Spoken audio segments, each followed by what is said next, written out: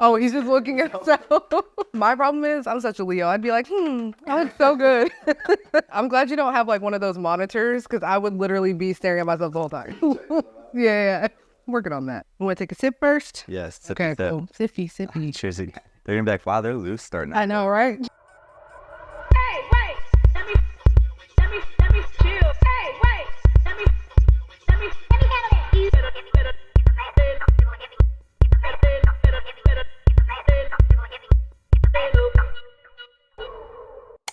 Welcome to episode 10 of the Laylo podcast. Today I have Jacob Völkel with me, and I'm really excited for you guys to hear everything that he has to say because I believe it's really insightful and really helpful on our journey, and it aligns with what the Laylo podcast is. Thanks for having me. Thank you for coming because I have to say, I didn't think you would do it, not because you were a little... I think it's a big ask to ask somebody to come on a podcast, but when I first met you, you saw a version of me not many people see. You saw my angry side. Do you remember that? Of course, yeah. Yes, I remember. And I was pretty embarrassed, but can I tell you why I asked you to be my guest? Yeah, please. When I first met you, I was like, the first thought that I had was, he is so handsome. I was like, thank you. He is literally so handsome. And then you were pretty quiet, but I felt like you had a lot to say, but your stillness spoke really like a lot. And when it was me and Josh and Nick and you at the table, I wanted to tell them both to shut up so I could listen to you speak. And I don't know, I just, even though I like freaked out and had that angry moment, I didn't feel like judged by you. No, so not at all. I want to apologize because I did not apologize that night. Of course, no worries. But we've all been there. It happens. I've definitely been there. I think like 4 people in my life have seen me get angry. So you got like a front row seat. I love it. Yeah, I love that we just got it out right at the front, so you know my limits and that it doesn't happen often. So that's pretty good. Oh my God, yeah, of course. But no, and then I just kept thinking about you like when I was like developing the podcast, and I went to your Instagram a few times and I was like, I'm just thinking about Jacob. I don't know why, like this doesn't happen often, but I asked Josh, like, do you think you would do it? And he was like, probably. And just to see like you from when I met you to how you've evolved, I want to know more about you. So I appreciate you agreeing to do this and being open to do it. Yeah. Of course. Well, I'm super appreciative that you asked me. And it's funny because it is kind of it's definitely outside of my comfort zone, right? Whenever we were talking, I told you I was a little nervous and I was sweating and these other things, right? And, but I've also been in a stage of my life right now where I've just been putting myself in as many uncomfortable situations as possible. And so it totally aligned with that. And it felt like such a distinct reason that you asked, because I had this last week when you asked me, I had a friend that we were supposed to meet up to do kind of like a spiritual reading. And I was really excited about it, but it was going to take a lot of energy and time. And then I had my acting class, which we'll talk about later, but it was going to take up a lot of time. And so I told Josh, oh my God, it sounds so amazing to do that, but I just don't know if I have the space in the week to really, give it everything it deserves. And literally you texted me, I was sitting at Dialogue Cafe, you texted me, and my friend that was supposed to do the reading basically said, we can't do that today. And he was leaving town and he was like, so we can't do it this week, right? And so I was like, you see how wow, life works that's out. Literally a sign to do the podcast. Yeah. And then it worked out because Trey wasn't here. So I was like, we can move it to Monday. So I think it gave you and myself a little bit more time to prepare. Yeah. Life works out funny that way. Life works out like that. I love that. Yeah. So when I decided, I was I'm very intentional with the people that I have on each episode and like when I have them on the episodes. So when I called Josh and I was like, tell me a little bit about Jacob, I didn't want him to give me everything about you. I really wanted to know like very little because I want to be able to get to know you now. Right. But he did mention that you're an artist. Yes. And you mentioned that you do acting classes now. Yeah. So how would you describe your art? And what has acting been like since you've gotten to LA? And what have classes been like? We're going to get into the other stuff soon, but I want to start there. My gosh, yeah. I love it. No, it's a true discovery between us. Yeah. So my art, I feel, it's ever evolving. Like, I think, people get a little caught up on this definition of artist, even myself included, right? There's imposter syndrome that makes you say, well, I'm not really an artist, or or what is an artist, right? But it's just someone who creates, right? Yeah. Uses their imagination and creates. And so, for me, when I was a kid, I did all kinds of different things, from glitter and glue to painting to drawing, you name it, clay, glass blowing, like all kinds of different things I would explore, and I loved it ever since I can remember.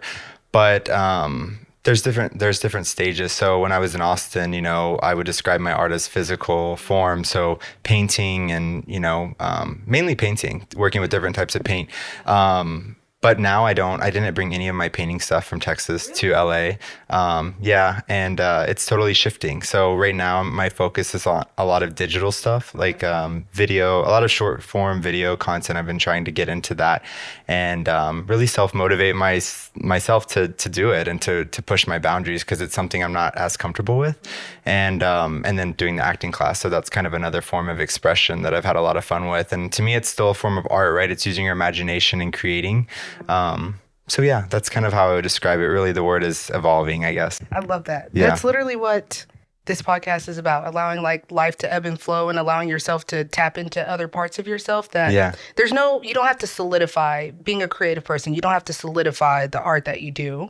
Right. And I'm always like really interested in people that produce visual art, because I write, but like visual art to me is like a different world, because you're putting out what you see. And sure. I just feel like if someone put a gun to my head and said, draw a stick figure, I would die. Like, I could not do it. Stick figure. I'm always like super into people that, do art. But you moved from Dallas to Austin. Yes. And then Austin to LA. That's correct. I feel like they're all very different places. They are very different places, yeah. I think people say Austin's a lot like LA, but I don't feel like it is. Do you think it is? I would not. That's like, I guess it's what side of it are you comparing, right? Yeah. Because there are a lot of creative things that go down in Austin, which is great. And I think that's why they probably compare it that way. But very different cities, obviously. I think it's a little more grungy compared to LA. But I'm curious. Yeah, I could see that. Yeah. Why did you move to these different cities? And what did you expect to find out about yourself? Or what were you looking for within yourself? And what has your experience been like going to both places, all three places? Okay. Oh my gosh, that covers such a span of time and growth. Like 5 questions in one. I love it though. Yeah. I guess so. Basically, there's kind of 2 parts. Why did I move to the city? And then what did I? Yeah, like what did you expect to learn about yourself, or what made you, like, what did you look for within yourself in each place, and what did you learn about yourself in each place? Okay. Yeah. So Dallas, I graduated college, and the company that I had been working for was a commercial construction company. And so weird as an artist. Right. Yeah. That totally aligns, right, with being an artist. Completely. Yeah. And so I was working for a commercial construction company, and kind of backing up from that, the reasoning behind Dallas was for that job. But probably my theme for Dallas, if I said why I moved there, it was, I was kind of going with the status quo. I mean, in college, I was a environmental design major in the College of Architecture starting out. And it aligned perfectly with what I would expect now for myself creatively. But at the time, I was at Texas A&M University. It's a very, there's a masculine culture there. It's, hunting, fishing, kind of down home roots. Very agriculture. And which, is a part of my upbringing. And I love that. And I think I was familiar with it, and I could play that part. And so I did. And, and when I was in environmental design, I thought, oh my God, this is so artsy. Yeah. This is not plausible. This is not going to be a good career. This isn't stable. So I changed my major to construction science. Fast forward, we graduate. I moved to Dallas to work for that company, which, was a great job to have out of college. And I lived up there, and I was a gay man that wanted to, I had never been like in love. I wanted to have like a love story, and I wanted to like, make money. And I was so skewed on my perception of what I thought I would be making. And I thought I'd go to Dallas and buy a boat and, go out on the lake and, little did I know that that's Not what you do there. it's expensive, you know what I mean? Yeah, and not Yeah, what you it do takes there some time. either, right? And Yeah. it takes some time. So I went there, and I was playing that kind of role of like, the full-time job after college. I got into a long-term relationship there, and that was a huge part of my growth as well, and like my life experience. And I wouldn't change. Excuse me, I wouldn't change that for anything. But it's still, at the end of my time in Dallas, I felt that I was, I really wasn't being true to myself. I had started to get back into art, but just something didn't feel right. I mean, I started experiencing anxiety and depression and these things that I had never really battled with ever. And I was so confused, and having my first experience with those things. And I was just trying to stay kind of afloat. I was in reaction mode to the things that I was experiencing with mental health. And so really there was no other choice besides exiting. I needed to get out of Dallas. I needed to change my path because I wasn't on the path that I was meant for. And I recognized that, but I could not dictate it at the time. I just knew I needed to get out. And so I did. And so going to Austin, learning experience from Dallas, let's say, kind of listening, sitting down and taking time to realize, who you truly are and what you truly want. What do you want in 5 years? What do you want in 1 year? What do you want in 1 day, right? What do I want to do tomorrow? Sitting down and thinking about your future is probably my biggest learning lesson there. Moving to Austin, it was kind of back to my roots. I grew up in New Braunfels, so it was very close to Austin, Texas. I did not know that. Yeah. Interesting. Yeah. And home of the unicorns. Really? Yeah. Perfect, right? Perfect. Yeah, literally. Like that could be your mascot. It was our mascot. Yeah, that's amazing. exactly. And so going kind of back to the home roots, what I expected out of Austin was kind of a fresh start. I wanted to get there and just live. I wanted to just kind of exist, and just listen and see what I wanted and kind of self-discover. And so I went there, and I had an amazing year and a half there. Like, I would not trade my time in Austin for anything. I loved it. I made some amazing friends. I had some great connections, some of which have removed me on Instagram and we don't talk anymore. Boo. But it's like they were boo, right? But they were still an integral part of my journey, and it was all meant to be. And I'm so thankful for every last person that I met in Austin, because there was so much growth there and so much self-discovery. I was painting a lot, and I was starting to sell my artwork, which was really gratifying for me, and it felt, fulfilling. And I was trying to align myself with kind of this creative side of me that I felt that I had strayed away from a little bit. And so Austin was a lot of self-discovery and just taking time to listen, whether it was my own kind of thinking to sit and listen, or whether it was the universe kind of saying, hey, I'm going to do these things to you to make you sit in your apartment and listen to things. And so, Austin was a lot of self-discovery and learning about myself, getting into my passion. And then LA, the reason I moved here was just, I feel like, not to sound all woo-woo about the universe, but I just feel like the universe just plopped me here. I didn't really have a lot of say in it. It didn't feel like, me and my now roommate, we moved out here together. We were neighbors in Austin, and we came out here. He was working out here, and me and some friends came to visit. And when we visited, other friends kind of suggested we come to our apartments. I sent like a Zillow message to the guy who had this place, and next thing you know, we're like touring it, and then the contract is being sent to us the next day, and we're like, should we do it? What? Like, going we're on? moving here? Like, Yeah. how's this going? And so, and we did. And then it was just kind of crazy like that for a while. Like, oh my gosh, we're moving to LA, and like, I can't even believe it. I would wake up every day and just be like, I can't believe we're moving there.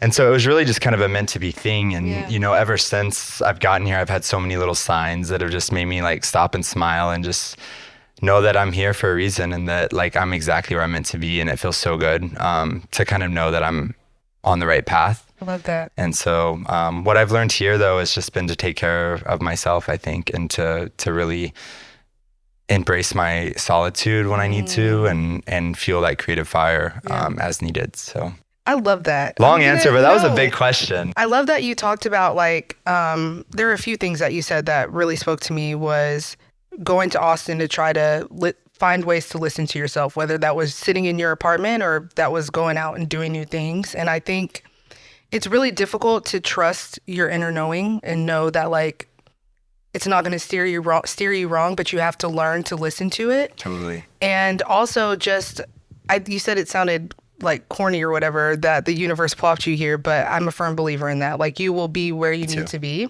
Yeah. And I think what would you say someone could do to learn how to start listening to themselves and listening to what the universe puts in them? It's a big ask to do. It's not easy to listen to really what your instinct is saying, right? Yeah, absolutely. How would I suggest that somebody does that? That's a really great question. You know, and maybe to anyone listening, you know, that needs to hear that, you know, I mean, I think that the simple form is just truly listen to your instinct. I mean, I think all of us have an instinct deep down inside of us that tells us what we know we should do. And there's so many forms of resistance that tell us otherwise, right? Yeah. All of the forms of resistance that tell us otherwise. They start barking at you and yelling like the cat was yelling at us when we walked in. Wasabi, where you at, bro? And so, you know, I think the biggest thing that I would say is listen to your intuition and start to identify forms of resistance. Because my belief is that the things that are meant for you the most are the things that you will find the biggest resistance to, you know? And so, just follow your intuition and it really won't steer you wrong. That feeling inside of you will not steer you wrong if you just listen to it and break through everything that's telling you otherwise. Do you feel like, did you battle with fear at all? Like you said, you felt like the universe blocked you here, but what was like your inner, like your self-talk like? Was there fear behind any decision to go from New Braunfels to college to Dallas to Austin to LA? Like I'm sure I think there is always a little bit of fear, but what did you do to combat that so somebody knows that voice is not real? It's the intuition that's real that you need to listen to. Another great question. Of course I had fear. I mean, probably with each of those stages and moves, there was a substantial amount of fear, you know, and like I said, resistance and things that were coming at me that I didn't really understand maybe at the time. But, you know, I think probably the biggest advice I would give to somebody who was experiencing that fear, experiencing that resistance, is knowing that the most challenging things for you and the hardest things you're going to go through, the things with the most resistance, the things that scare the shit out of you, right, are going to be the things that grow you the most and that are going to get you to where you want to go, right? You're not going to grow, you're not going to expand if you don't scare yourself, if you don't put yourself in situations where you're experiencing a ton of fear. Yeah. It's almost necessary to find your way. I always say, like, we talk about self-sabotage, but I think people look at it as like procrastination, or they look at it as like putting themselves in situations that aren't the best for them. But I think we can also self-sabotage by doing the bare minimum, because sometimes the bare minimum is good enough for other people, but it's not what we should be doing. We should really throw ourselves into that fear and into that thing that is hard. So absolutely, I agree with you. Absolutely. So something that I wanted to transition into was when I was looking, I learned that you do 75 hard, or you have done 75 hard. Yes, I just finished it. You just finished it. What, I understand like what 75 hard is, and I think it's an amazing thing to do, but what motivates you to start something like that? Because when I did my research on your Instagram, I see you as someone that has a ton of hobbies and really puts themselves out there. Like, you snowboard, you surf, you really take care of your mental health. I just want to know, like, how do you stay disciplined? How do you hold yourself accountable to being able to do that? Because I think as an artist or a creative person, it's easy to just like let life happen to you instead of taking control of it. Sure. So what would you say that is? Yeah, the discipline for that. What motivated me and what's the discipline? How do I stay disciplined? You know, so really, it's really not something I've shared a lot, and probably because, again, just maybe imposter syndrome again of like, oh, that doesn't really pertain to me or whatever. But something that was pretty pivotal in my life was when I was moving to LA. You know, I was packed up. Me and my roommate, Jonathan, were packed up, both of our apartments. We lived at the same building. The movers were going to come Saturday. They were going to move our stuff. Sunday morning, we were going to hit the road for LA. And we had a little going away party that our friend had thrown for us. Thank you, Seth. Yeah, Seth. Shout out to you, Seth. I hope he watches this. Thank you, Seth. Yeah, Seth, you're gonna watch. And so we were all ready to go. And Friday, you know, kind of sparing the lead up to that, I'm pretty aware of my body. Like, I feel like I'm pretty aware of like changes in my body. And then I mentioned to you, I'm a little OCD, so I'm very hyper aware of things. And so I started experiencing some just different things going on with my body. And so I was putting it off and making every excuse for what it could be, self-diagnosing. And finally, again, the universe sent me a little sign to say, hey, go to the doctor and just, you know, check this out and see what's going on. And so I did. I Googled. This specialist popped up, which also never happens. I was able to make a decision. Boom, called. They had an appointment the next day. I went. The doctor said, oh my gosh, it could be 8 million things, but it could be something serious. So let's get you a CAT scan and let's get you a like another type of test where we would put a camera. And I was like, oh my God. Like he was like, I was like, he could see me cringing in the chair, and he's like, I'm like, I don't want to do that. Like, I have a going away party on Friday. I'm moving on Saturday. I don't want to go. This is not the time. A CAT scan? Like, that's so dramatic. Are you kidding me? You know what I mean? And like, what does WebMD say? I don't want to do all that. What does WebMD say about all this? You know? And so, so I did it, and I went and I got the CAT scan and I got the camera, you know, and then Friday I went to the final appointment. I was like, let me go get peace of mind and just go about my life. And they, you know, I was sitting there and the doctor said, hey, I want you to look at this. This is, you have cancer. And I was like, oh, what? Like shocked. Oh my God, I mean, I was shocked. And, you know, I didn't know how to process it. My like all three of my grandparents, my mom, my dad have all had cancer. And so there was like so much trauma with cancer. And I was like, oh my God, like, I can't believe that's happening to me. And so it was a big curveball. And I was like, oh my God, we're moving on Saturday. Like, what the fuck? Yeah. Like, this is not the time. This is not the time to do this, you know? And so, you know, so basically, you know, very fortunate. Like, I was so fortunate to it was a quick cure. I mean, I was cured of it. It was bladder cancer. Wow. It was pretty early, and they cured it. And so it like they cured it like the next week. No way. They went in, they had the surgery scheduled. I went, had surgery, they took it out. And so that's where the imposter syndrome comes in of me like, I didn't even have cancer. Like it was so quick. No, you know what I mean? But I did, and it sounds I'm like the C word, you know what I mean? It sounds so dramatic. I hate being dramatic, but it's true. It was something that happened, you know, to me, and it made me think like a lot. I mean, I was like, oh my God. And so I went to the going away party, and everyone thought I was probably like so boring. I'm like, I'm gonna go home, get some sleep, and they're like, what? Little do you know. Little do you know. And you know, again, very, very fortunate. Like, I'm so like thank my lucky stars that it was cured. And so moving to LA though, it was delayed. My saint of a roommate drove my vehicle and all of our stuff out here by himself with Wasabi went with him and the cat. And so you know, that happened. And then I came out here after the surgery, and you know, I was still healing from that a little bit.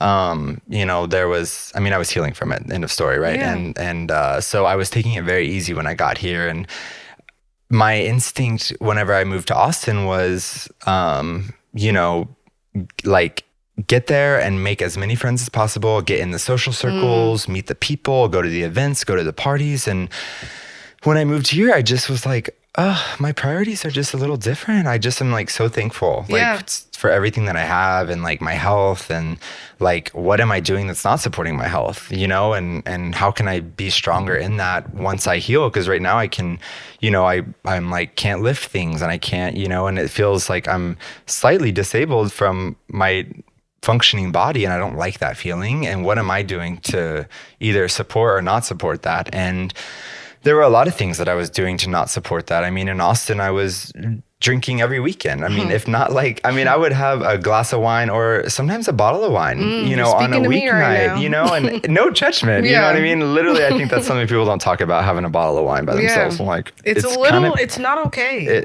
It's not. I mean, it creeps up on you. And again, no judgment. I did it and whatever. I mean, sometimes, I'd be painting and I would be like, oh my gosh, that's the whole bottle, but I would drink a lot and, I was vaping and I was just, go like. You are speaking to me right now. My God. Choir. And again, no judgment because these were all things I was doing and I didn't see an issue with it. But, I was doing it a lot. And so it just kind of opened my eyes to like, okay, what could I do different? And so when I came here, I said, okay, I'm going to start working out a little bit more and I'm going to be a little bit more intentional about my health and try to learn a little bit more. And I kept hearing about the 75 hard challenge.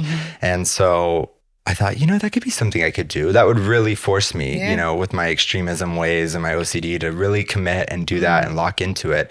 And so I decided to do it. I was hesitating and one of my best girlfriends in Austin was like, let's do it. I'll do part of it with you and we'll start on October 1st. And I was like, let's do it. Okay, let's do it. And so I did it. And, I just I found a lot of like solace in it. I mean, it gave me such a directive. Every day I was like, I have to get my 2 workouts in. If you don't know what 75 hard is, it's 2 workouts a day. One has to be 45 minutes. You have to drink a gallon of water.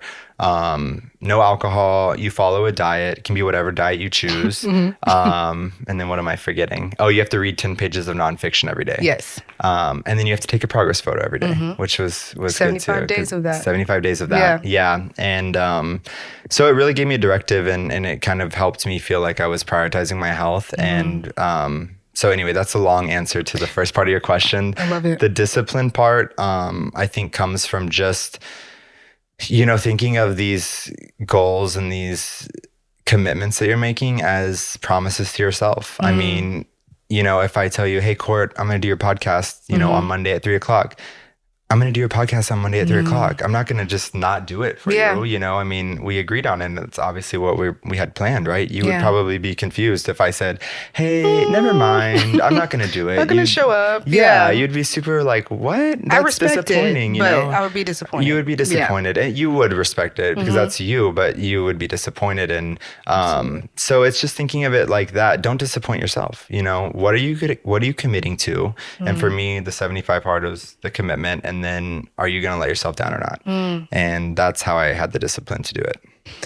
My God, Jacob, what a life you've experienced. Because I want to validate, though, you did experience the big C. And regardless of if they cured it in a week or if it took 5 years, that getting that diagnosis is, I wouldn't even, like, that is major. So well, thank you. I want to validate that for you. Thank you so much. Because, and I think the universe really takes care of you. And I think it does because you listen to it and you allow yourself to, I feel like you give yourself grace to question what's been what the universe is telling you, but also holding yourself accountable to saying, like, if I want better, I'm going to listen to it. And sorry, I have to swallow. I'm going to cut that out because I know it was like ASMR of like my spit. But no, like I just think sometimes it's easy to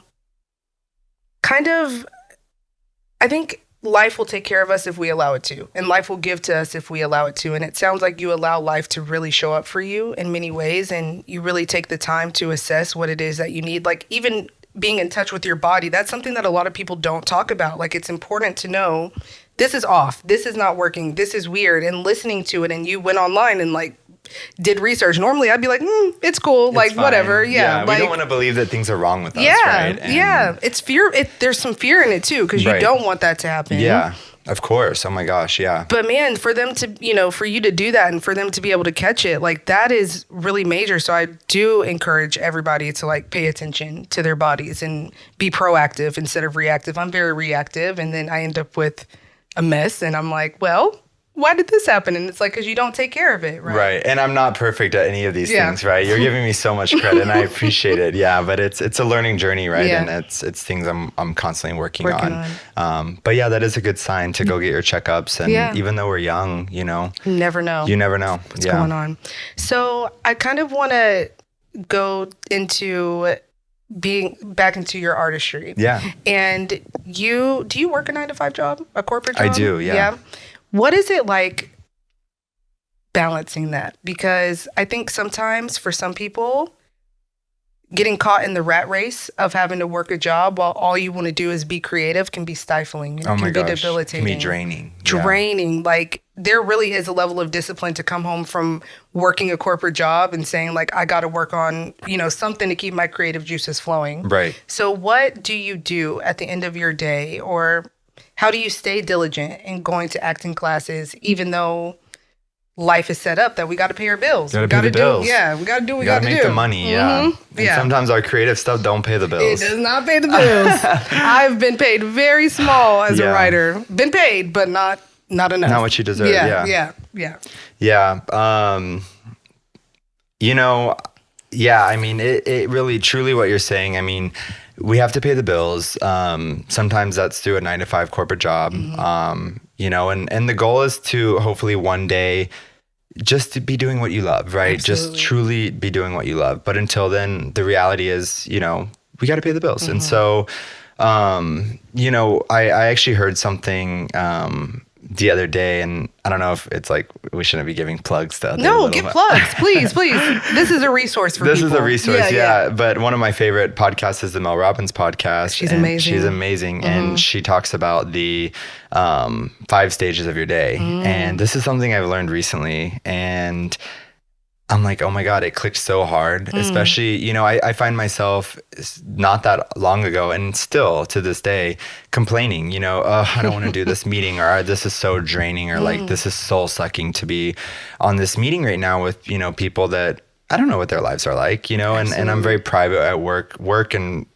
private life. There is a big line between. There's a big wall right between. We don't. Do not cross it. Don't cross. Don't cross. Yeah. And, that's to protect myself and, and some people have ulterior motives. Anyways, the 5 stages of your day. That's a conversation for another day. Those snaky little fools. And so, the 5 stages of your day, it's, the first stage is stage 1, obviously. And it's when you wake up before you touch your phone. And that's your time. I mean, that is your time. And, say you have a meeting at 7 and you get up at 6, that 1 hour is Court's time to do whatever you want to do with it, right? No interruptions. And then the moment you pick up your phone, that's stage 2. And that's when you start giving your time to other people. And, then you go from stage 2 to kind of, you're now dividing your attention with the phone, the world, you're kind of in there. I might be misquoting this, sorry, Mel, but, stage, we get the gist, right? Yeah. Stage 3 is then, when you're working. So if you do work a 9-to-5, a corporate job, you're getting paid for that time, for your energy and for your time. So I don't have a right to complain. If I am working a 9-to-5 job and I'm getting paid for that time, I have no right to complain in this economy. Yeah, right. And I have no right to complain about the time that, if someone messages me all day long, because that's my job. Stage 4 starts when you start winding down from that. You kind of do your evening routine, whatever. And then stage 5 is whenever you shut off your devices, your TV, your phone, and you get ready for bed. Now, for some people, that's you turn off your phone and you go right to bed because you're sitting there doom scrolling your TikTok and Instagram before you go to bed. But for some people, that's, putting your phone down, setting your alarm, starting your sound machine, whatever it may be, and then going and reading or going and sitting and writing on your laptop, or, writing down some journal entries or whatever you want to do for the next day. So it can be really creative time. So the focus is putting it on the goal is to put focus on stage 1 and stage 5. Okay. If you're working the 9-to-5, because if you're giving that time up, if I wake up in the morning and I don't give myself any time in the morning and I just hop right on my first meeting, I don't get any time. You're an autopilot. You're an autopilot. Yeah. You don't get any time. You're giving it all away. Yeah. And what I found is that, the more time that I dedicate for myself, before I start giving it away to other people, the more present and the more actively I show up for those other people. And I don't get, because it even can cause frustration. Absolutely. if I sleep in till 6:59 and I have a 7 a.m. meeting and someone that I love dearly texts me at 7:01 saying, "Hey, can you blah blah blah blah blah?" I'm like frustrated at them, but I'm like, that's You've my ruined fault. my day, You've but ruined it's my my- day because yeah. you're putting things on me. But really, it's my fault that I didn't show up for myself this Yeah. morning before having to show up for others. So for me, that's been my biggest struggle because truly, I'm not a corporate Kind of guy. I'm not, and I Me can't either. wait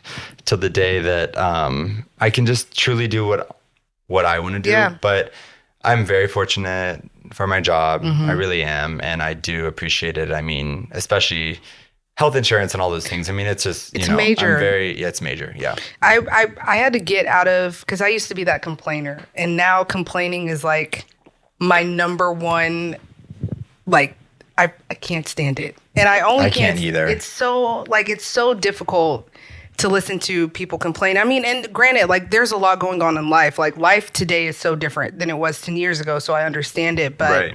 my mom always says, like, your 9 to 5 is it's your every 2 weeks. It's your stability. I can get my ADHD medication without having to, Have health insurance. with health insurance, like without having Yeah. to fight for it. There's a fact that ADHD medicine here is $413 without insurance. God. I pay $35 a month. Like I can't complain. Yeah. That's great. Yeah. But I love that you said like giving yourself that time, because I think it's really for myself, and I try not to bring myself into so much of this conversation, but No, I love it. I can't help it. Sorry. It's your podcast, babe. Maybe it's the Leo in me. Yeah. I don't know. But I really used to get so mad. Like, I should not be doing this. Like, this is not fair. And it's like, why is this not fair? If when you take it away, so many people would love to be in the position That's of, right. waking up every day and jumping on a meeting. But That's right. I Yeah. think the discipline that you talked about and really setting yourself up to say, look, you might not want to wake up 30 minutes earlier, but you got to do it so that you can enjoy your day, enjoy your life, and not make the other people around you suffer for the self-harm that you're giving yourself That by you're not doing. taking care of yourself. Yeah. Absolutely. That you're doing to yourself. Yeah. Yeah, exactly. So I guess you are a very spiritual person, That's right? correct, You yeah. just talked to me a little bit about Joshua Tree, Yes. which I love. I want to go back so bad Oh, very it's soon. amazing. Highly Beautiful. recommend. Yeah. It was great. And just kind of tapping into, like you said, you were going to do a reading and you were going to do these things. I think that there is a balance that needs to be had with, because we can fall into toxic positivity. It's really easy to fall into constant self-help without helping ourselves. Sure. And when do you say, okay, enough is enough. I need to apply this to my life, or I need to continue to go, like, okay, sorry, let me back up. No, For I love it, instance, yeah. my friends and I, we were getting readings done pretty Okay. often, like every 30 to 60 days. Take me with you next time. Oh my God, let's do it. We actually do it online, but I really want to go to somebody in person. Like, Yeah. that's my goal. But we kind of told ourselves for the next 90 days, no readings. Like, allow life to just be what it is, because Sure. the confirmation can be addicting. Yeah. So when do you tell yourself, okay, I've done enough of the spiritual work, let me go into action? Or when do you say, let me stop scrolling the self-help TikTok page and really put that, into action? That's a great question. Yeah, because I think there can be a lot of toxic positivity. I mean, which sounds, it's ironic. Yeah. Toxic positivity. What? Like, How it's- can positivity be toxic? How is it toxic? Yeah.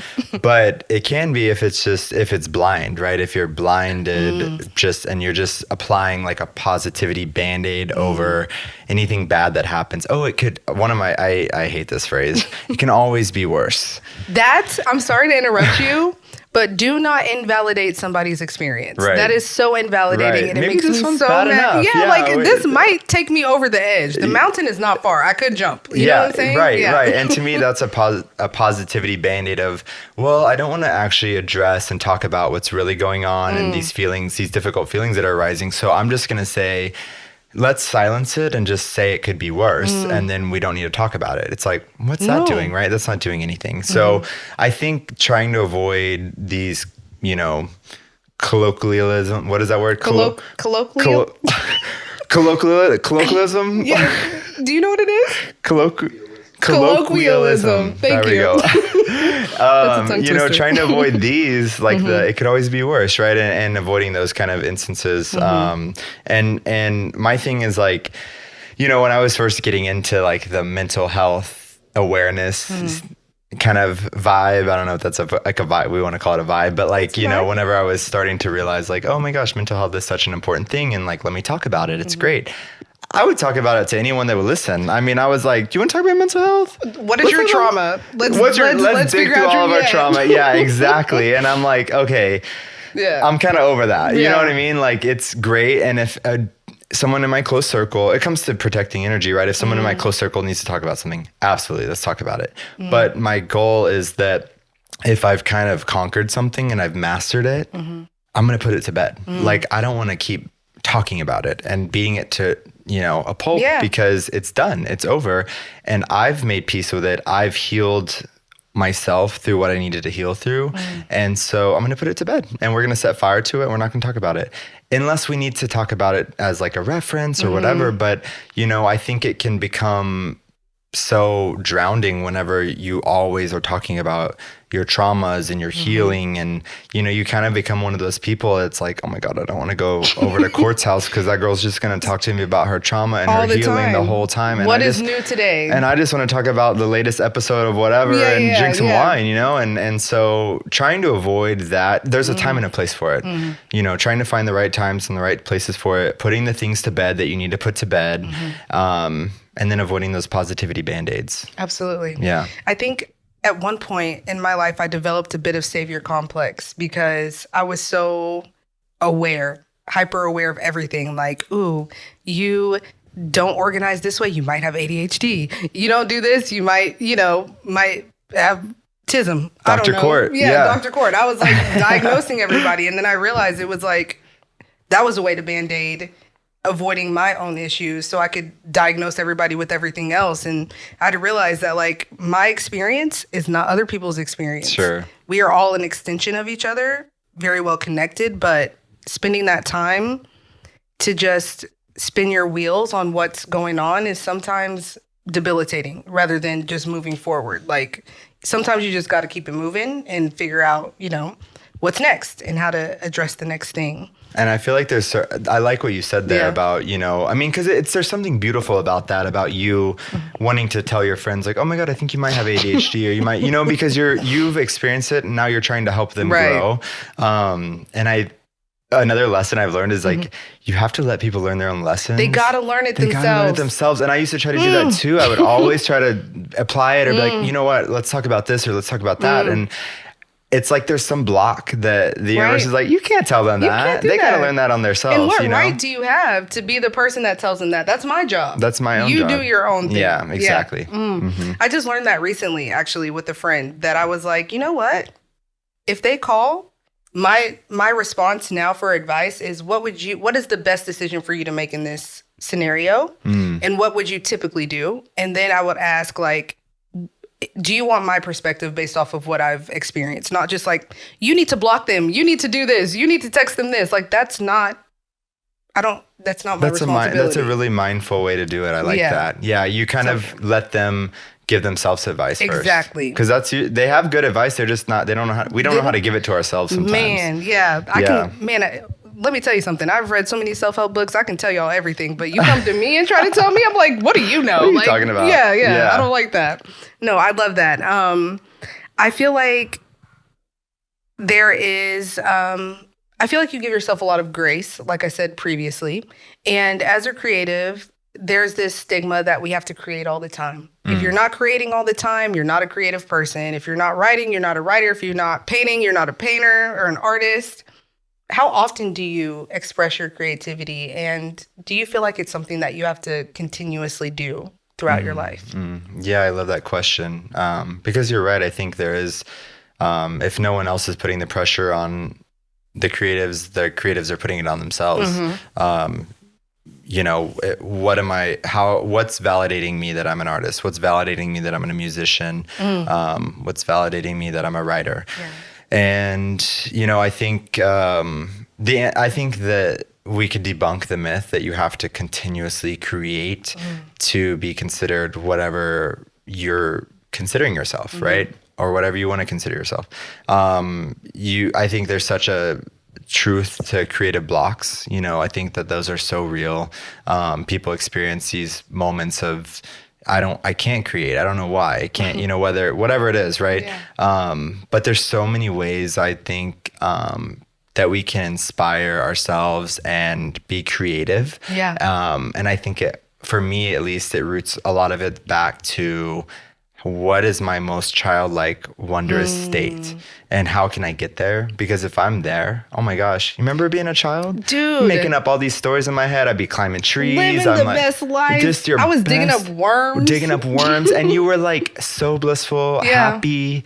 You saw everything through such a positive, beautiful lens of opportunity and imagination. And so for me, really being in the acting class has helped me realize this, because I'm in there with a lot of other creatives and, we'll set goals for ourselves each week.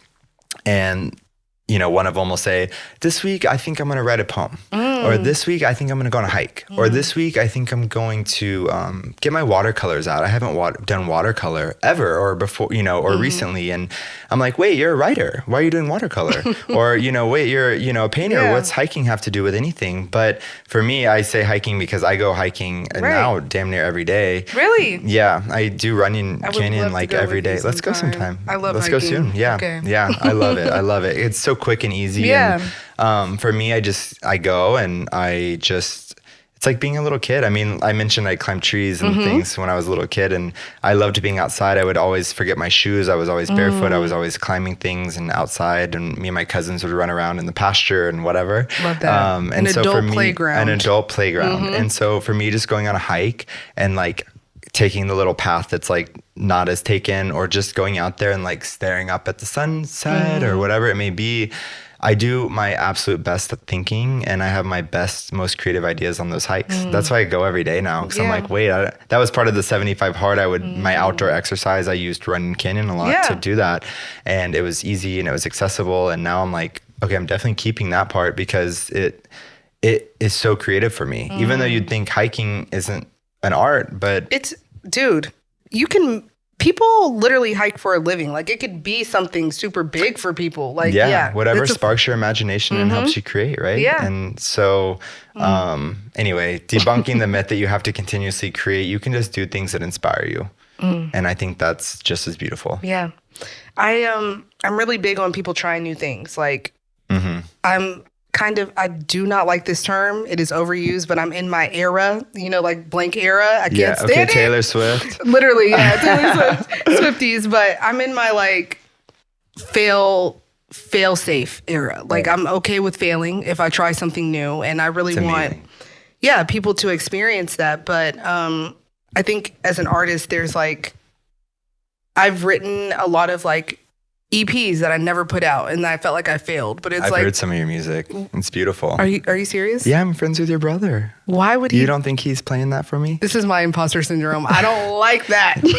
Court is a very talented singer. You should listen to her music. Thank you. I appreciate it. But it's like, I hear you when you say like there's this version of imposter syndrome, or like I can't do these different things. But I think there's other mediums that, like, this podcast comes more naturally sometimes than writing songs. Like, I don't want to put my head in that space. So I can appreciate you saying, like, be a kid, enjoy life, try new things. It's really, really helpful. You doing this podcast is a perfect example.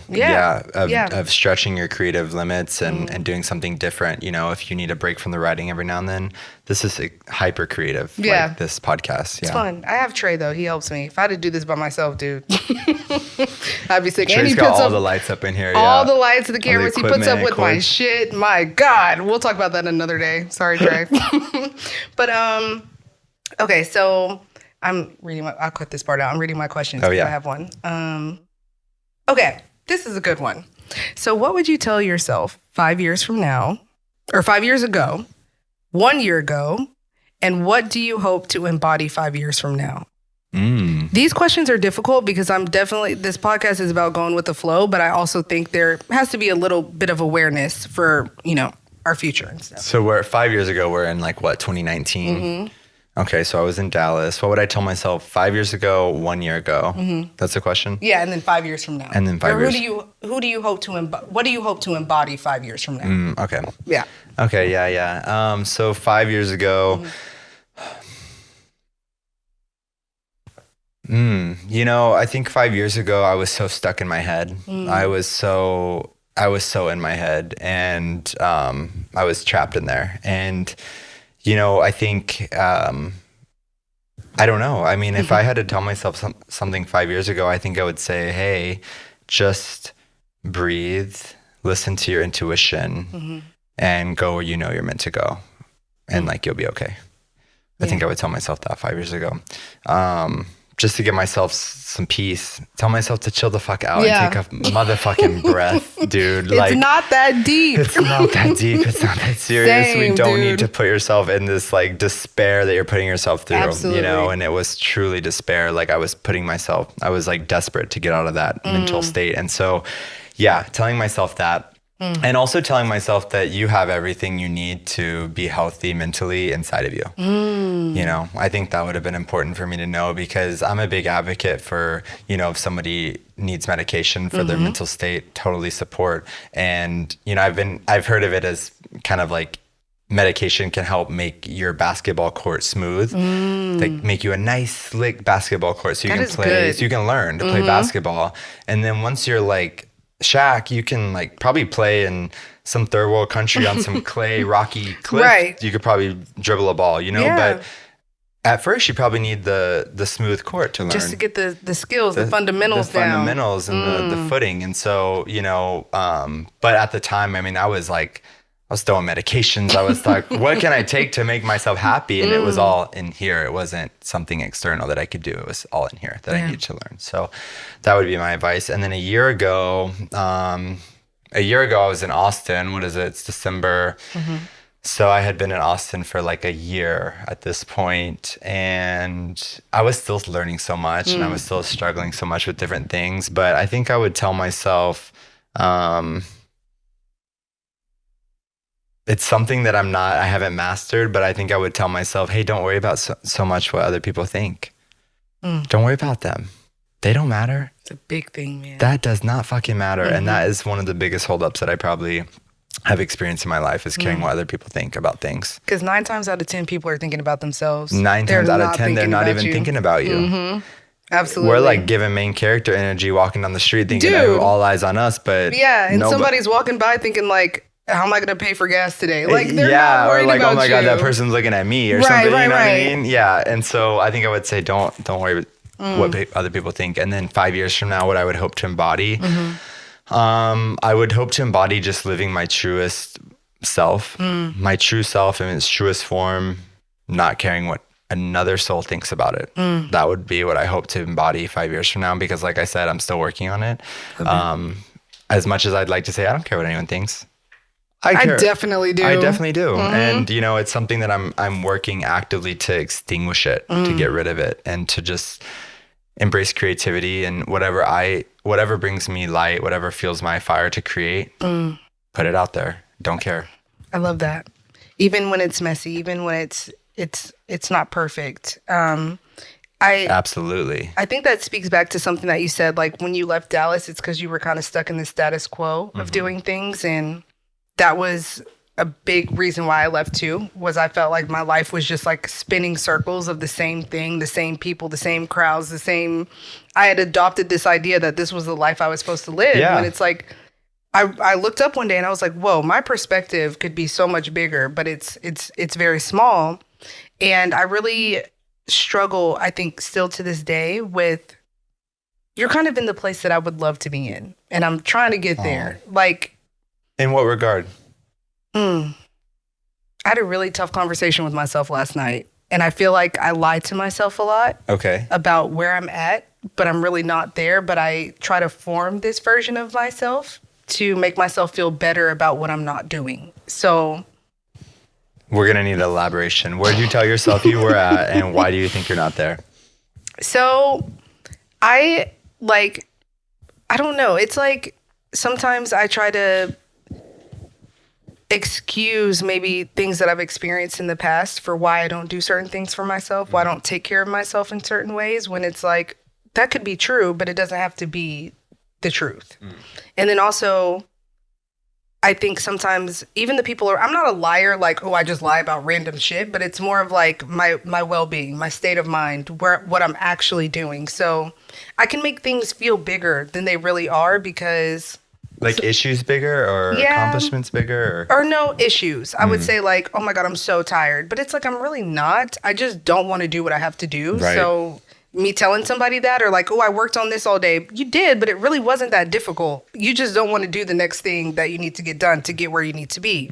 So I do a lot of like, what do you call it? Fluffing a little bit. Yeah. Just to make myself feel better about the fact that I'm not being disciplined in what I need to do. And I think you said something that was like just being honest and being open with yourself, but also not... I'm starting to think. My wheels are spinning, so I'm trying to like put it all together. But I think there's like a place that we have to get to that is just like grace, but also honesty, being truthful, being open, but not expecting too much.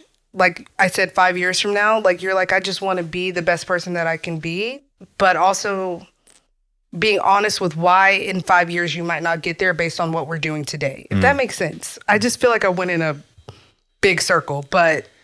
Well, what I like, you say, I mean, basically you say that you want to be almost where I'm at, but then I'm kind of sitting here going, Court, you have a podcast that is in amazing form. I'm super inspired by you putting your true self out there. You're pushing me to put my true self out there. And to me, that's like inspiration, you know? I mean, that's inspirational because I think we get stuck. I mean, we get stuck in not doing what, we know we're meant to do. And I think we have two ADHD minds here, like tracking around. Just with, trying to like making dip circles, into everything. dipping in, but I mean, I don't know. Essentially, I think it connects back to the imposter syndrome. Because for me, it's like, I have this podcast, but like mentally, my mental health right now is like not bad, but it's not the best. But you're inspired by me. I'm inspired by you. But at the same time, it's like we never feel like what we're doing is good enough sometimes. So it's okay to just be like, you're doing enough,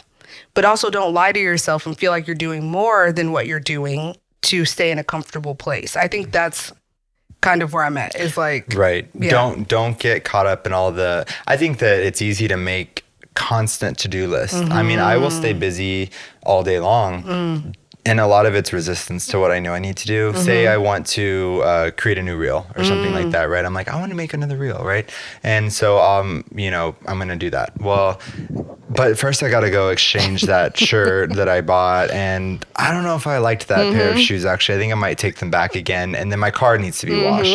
And then I need to go hiking, which that is an important part of my day. But, then I should... I don't know. Let me cook dinner first. Cook dinner. I need to go to the grocery store. It's like, wait, you have to carve out the time for yourself to do what is top priority. And if top priority for you is your podcast, if top priority for you is writing, and you know that that's going to fuel your creative fire and make yourself the most proud of you that you can be, like, you know what I mean? Those are the hardest things to do. So carve that time out and do those things. And it's tough for me, especially like OCD mind. I'm like, no, the car really needs to be washed. Like it got dusty if I don't overnight, do it now, then it's not going to be good. It needs to be done. And I want the vibe to be icy when I'm driving around later, and it to be all fresh and clean when I'm doing these things that I, want to create. I can't create if I'm not in a clean car. Dude, you did not write that down. And something I've started doing is like, and this is new, and I'm preaching to I'm preaching to myself because it's something I'm working on, but making myself just a prioritized to-do list the night before I go to bed. I lay in bed. It's in my notes. It's messy. It's called a folder called Daily To Do. And I just put the name of the day of the week, Monday. And I say, okay, tomorrow you need to wake up by 7. If you're gonna have you can't wake up any later than that. It's gonna derail your day, and you're gonna be frustrated at everyone that comes in contact with you. Wake up at 7, go on your hike, cook yourself breakfast, like a full breakfast. Put the Everything you want to make the bacon, put everything, the oatmeal, Hash cut browns. the banana up and hash brown, whatever Put will make peanut butter in the you oatmeal. fulfilled. Yeah. Do it, and then go sit at the coffee shop. This was today. Yeah. I was like, go sit at the coffee shop, because if you don't go sit there and journal before you meet with Court, you're gonna be frazzled. Your mind's gonna be all over the place. You're gonna be nervous. You're not gonna feel like your thoughts are organized. So you have to go do that tomorrow. Otherwise, you're gonna be super disappointed in yourself. And so for me, that's been such a tool to just make a little messy to-do list the night before, because I'm not a morning person, and I wake up and the last thing I want to do is wake up.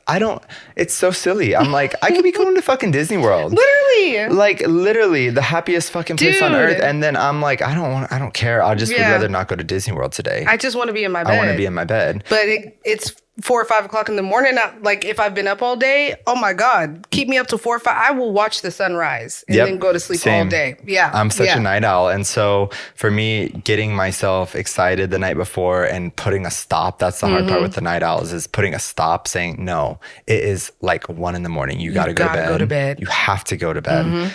Sleep is such a big part of our mental state and our physical state, everything. It's so integral. And so going to bed, put the phone down, put the to-do list, get yourself excited for the next day. And then when you wake up and you're sitting there going, I don't want to get up. It's like, wait, but I'm excited today because I need to go. I got to be up because I got to go hike so that I can have a great day. And I got to go to the coffee shop because I want to have a great day. And so you get excited about getting up to have a great fucking day. Yeah. Otherwise, it's like my morning state can't think that way. So it's, definitely about, if you're okay with being comfortable, you'll stay comfortable. If not, getting up early is not comfortable for me. I don't want to do it either. But I've actually started doing to-do lists. I just bought a big whiteboard. So I have like a month. I love it. I have a dry erase in my room too. Yeah. It's so, I love a dry erase. I'm such like a Virgo moon. Like I have a Virgo stellium. So I'm like always like, I have like 8 notebooks. I cannot have enough notebooks, but I'm very visual too. Yeah, it's like my morning to-do list is literally like wake up, step out of bed, make your bed, feed Max, go to the bathroom, brush your teeth. Like it's that detailed. I like that, because if not, then it's like, I promise y'all, I wouldn't get anything done, It's important. I mean, I have to put those things too. Get ready. Take supplements, like down to the detail, because otherwise it's like, if I just say get up and do your morning thing, it's like, what's my morning thing? Yeah. I'll stay in my pajamas, whatever, sweats and messy hair and everything until 2 p.m. And then I'm like in a bad mood, and it's like, bitch, you haven't washed your face. You have not You forgot washed that your step. ass. You haven't washed your ass. Is that an integral part of the day? You should wash your ass. I hope you do. You should wash, yeah. No, Everything. my mom calls it flying by the seat of your pants. Just going and not doing too much. But so there's been this viral clip going around where people are asking this specific question. Okay. But the difference is, on my podcast, we have a coin. Y'all have not been using the coin, but we have the coin. And I'm also going to make Trey answer this question, okay? So the question is, would you take $100,000 wired to your bank account right now? Sounds nice. Yes. Or flip a coin for 10 million? How much? 100,000? Or flip a coin for 10 million? Oof. That is a good question. Oh, I think I would. I mean, my intuition tell me I would take the 100,000. You would?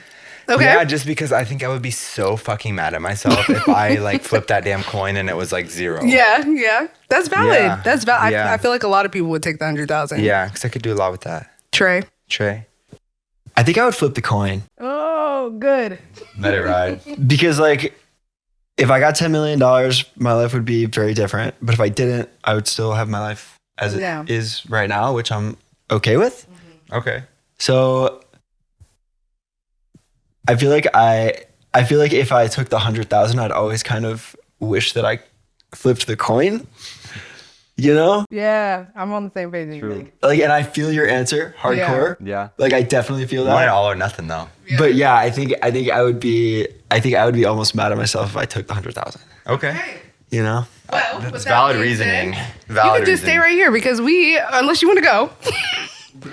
We're about to flip the coin. Oh shit. Oh shit! Yeah, flip we'll it. find out. Okay. Good choice. So I would flip the coin as well, but I would not flip it. If I had like kids and like had responsibilities, I'd probably take the 100,000. But I don't have kids, and like you said, my life now, I don't have the extra 100K. So if I don't have it already, might as well. But I feel you. Like that was a tough battle for me. It's like gambling when you It's go to a the casino. gambling, yeah. And I just feel like I'm a lucky girl. Okay. So We'll the see. coin has to land on heads. Do you want to find out your fate first or me first? You answer first. You go first. Okay. So heads is You gotta going to be flip it. 10 million. Yeah, the heads is going to be 10 million. Tails is nothing. So should we flip it here? Yeah.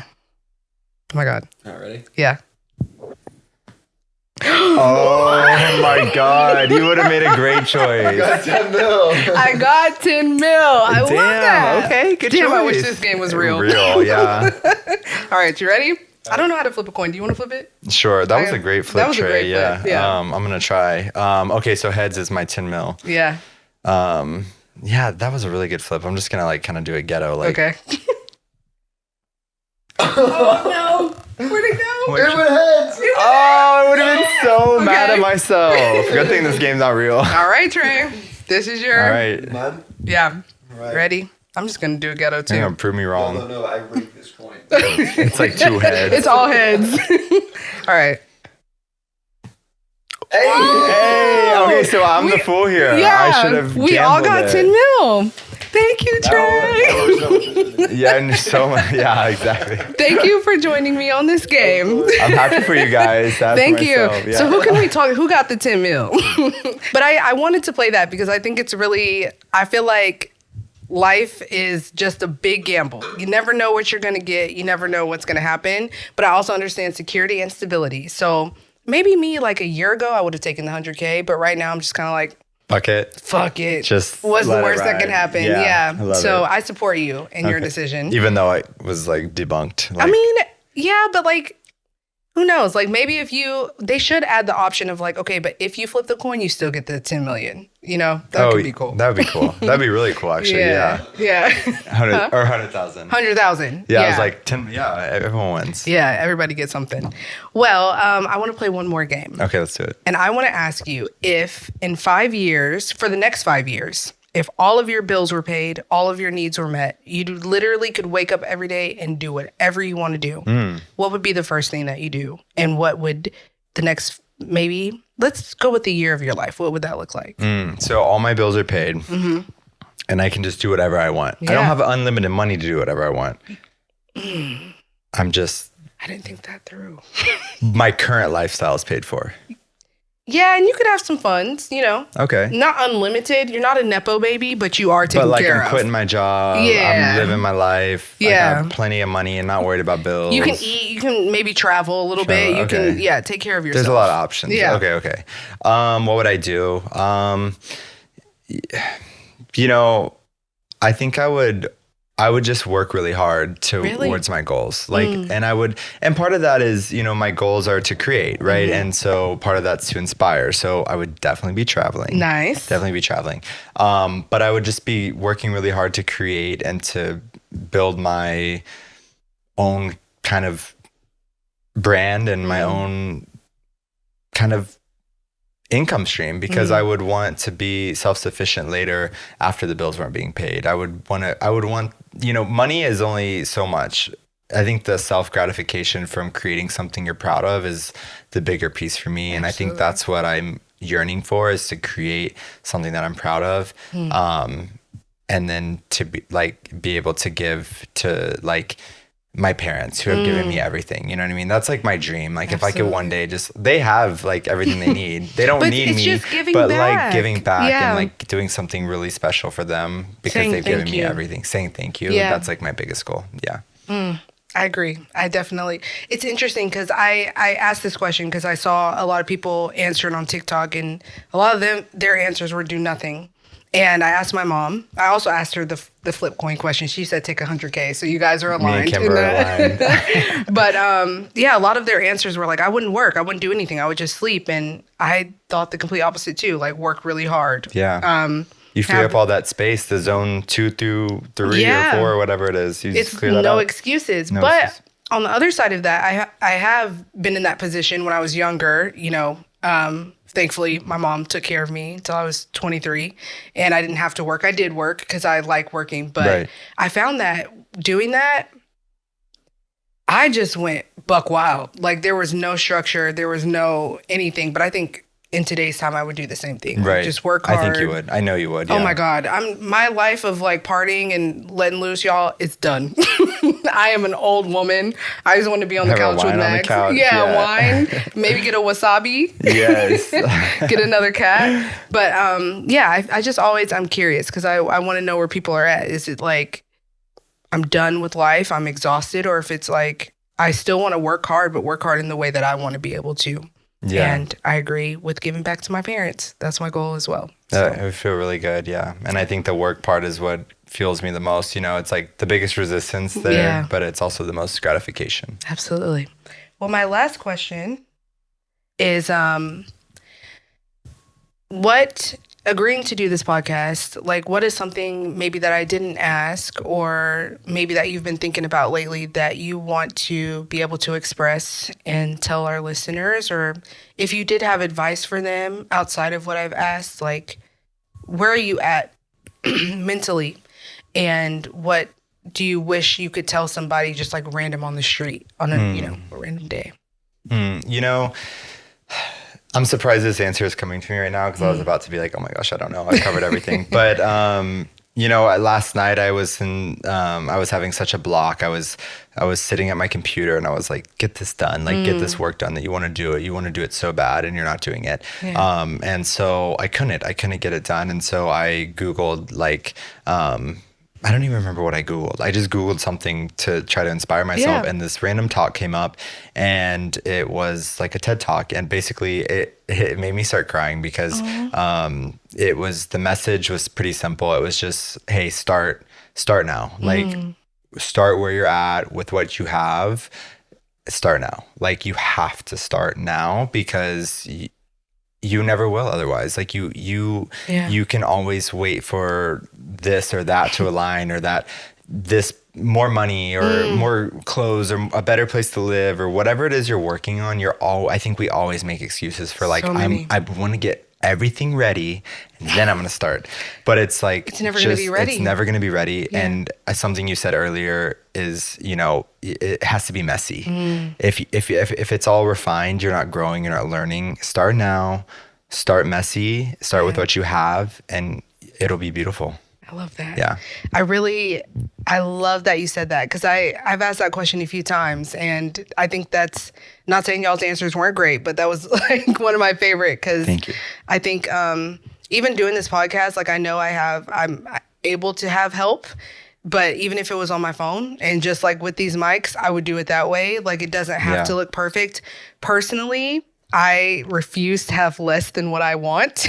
So I get it, but it's like, even when I mess up or if we mess up or you know, things aren't looking the way that you want them to, make that your content. Like the fact that you fucked up or the fact that it's not perfect, make that your content because people want to see people live real life and have to people want to see the progress. They want to see the process of getting to where we are. That's quote unquote perfect, but it'll never be perfect because we're always growing. They gave me chills. Yeah, they gave me chills. They want to see the messy part. They want to see the growth. They want to see the progress, like you said, because if you just show them the end result, they're going to think they can never get there. Yeah. But if you show them the way, they're going to know that they could do it too. Yeah. Inspired to do it. Inspired.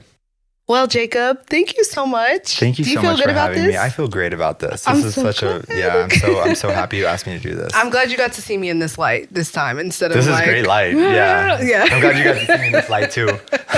You know, this is great lighting. Yeah. Thanks, Trey. You look great regardless. You walked out of the Dream Hotel. I was like, man, he is so handsome. The Dream Hotel. Yes. Oh, thank you. He's so handsome. But you're beautiful too. You guys can follow Jacob. Can I ask you this? Yeah. I looked up, how do you say your last name? Is it German? It's German. Okay. Yeah. Can I tell you what the Google pronunciation said? Oh, please. Völkel. Okay. Vocal. I kind of liked that, whatever that was. It was like Völkel or something. Yeah, it's like Völkel. Like that's like the super German, like Völkel. But my family's like kind of Americanize it and it's like vocal. Vocal. But Okay. it's truly like Völkel. Okay. Yeah. Völkel. Yeah. I love it's a beautiful last name. Yeah. Yeah. But Thank you. Thank you so much. Where can they find you on like Instagram, all of these places? Because I think you guys should watch his content. It's really great. Thank you. Yeah, my I don't know if you're gonna have to cut this now because I'm throwing you a curveball, but I actually just created a new Instagram and a new TikTok. I want to start fresh. Okay, I love that. I wanted like a whole fresh new slate, and so I guess I'll give that one. Let's do that. Yeah, I think you should. I haven't even done the profile picture or posted one thing. You're so gonna get some followers from this. Yeah, so that's it's good. at Jacob, Jacob, and then Volkel. Okay. And the reason for that is because I super leaned into the German thing and I did the O with the little two dots. dots, yeah. My uncle was like, he loved it because he's super like that's into the German amazing. thing. And I was like, yeah, you can like get rid of the E with the two dots. So we're doing the Volkel. So it's at Jacob, Volkel. Perfect. Yeah. I'm going to follow you and I'm going to put it up on the screen. But yeah, thank you again. Thanks I appreciate for it. it. I appreciate you. Thank you.